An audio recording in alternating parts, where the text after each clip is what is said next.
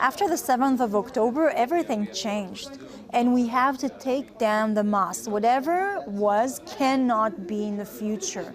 If we want a different future, a future of maybe coexistence, that we'll be able to live here securely, things must change, and it starts with UNRWA. Knesset Member Sharren Haskel created the caucus to reform UNRWA 9 years ago.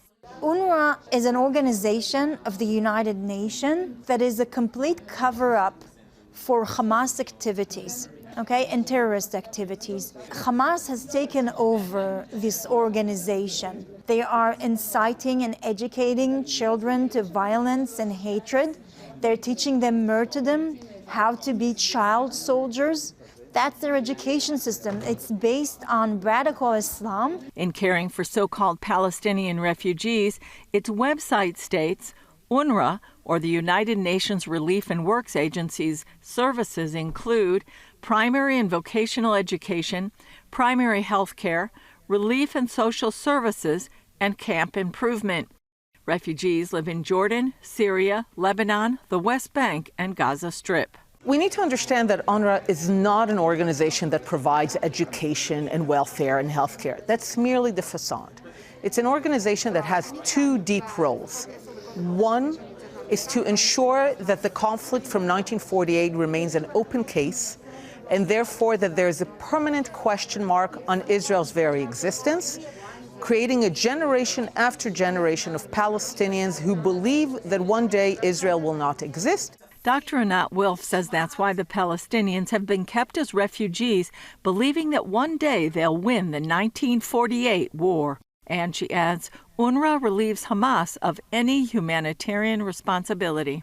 That was confirmed by a senior Hamas member who said the tunnels are meant to protect Hamas from planes, and it's a responsibility of the UN to protect the people. There's a generation that does not know that UNRWA was started in order to undermine the state of Israel. Count Falk Bernadette, who was the first UN mediator, he was upset with the right of the law of return. That law allows Jews worldwide to immigrate to Israel. So he said the Palestinians have to have the right of return. And he was the person behind the resolution, which it was a UN resolution, which became Resolution 194, their inalienable right to go back to where they came from in 48, instead of being absorbed like any other refugee. David Bedin started Israel Behind the News to expose teachings and practices going on inside UN facilities in Gaza and the West Bank. We have been through 1,000 school books used by the Palestinian Authority and UNRWA. We were offered by a prominent rabbi $10,000 for a research grant to find anything for peace. I said, look, I'd like to have your money, but it doesn't exist. And we went through those 1,000 books. It is one system, not for hatred, but for murder. Bedin says although his organization produced 24 films and research projects over the years, people didn't believe it until October 7th. What we filmed along the Gaza border and also in Judea, Samaria, were children being trained to murder in their summer camps, kidnappings, rapes, firing on IDF vehicles, etc. Now they're listening. Knesset member Simcha Rotman says Israel is stuck with UNRWA and will need to take care of it. But the fact that countries that object to terror, that do not see any reason and would look in a very harsh way, and anyone who will try to educate people to murder their own children in a school system should look the same on UNRWA. He says UNRWA funding needs to stop. So the fact that UNRWA gets money from the US, from other countries, as a donation, and this money supports terror, actively supports terror, needs to stop. There is no excuse for educating for terror. There is no excuse for facilitating the next October 7th. Wilf says, unfortunately, Israel cooperated with UNRWA for years, thinking it was a moderating force. Israel has to do a 180 and declare quite clearly that it will no longer cooperate with UNRWA. UNRWA provides no benefit, and no country that is a friend of Israel should give any money to UNRWA.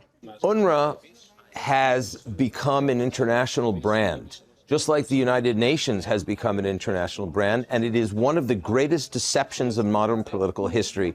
The United Nations is a hornet's nest of Jew hatred, is a hornet's nest of deception, is a hornet's nest of terror-supporting policies and organizations. Dan Diker of the Jerusalem Center for Public Affairs says Gaza has become a forward base for the Iranian regime. Today, it's the Iranian regime that is mobilizing UNRWA with its Hamas proxy to incite to the murdering of Jews and Israelis, to carry out acts of terror. They have sanctified as a strategic objective the destruction of Israel from within UNRWA compounds and organizations within Gaza. We know that an UNRWA employee actually was a kidnapper and a host of an Israeli hostage. Diker says an international body led by the U.S. should be formed to supervise UNRWA donations until it can be dissolved and responsibility given to local Palestinians.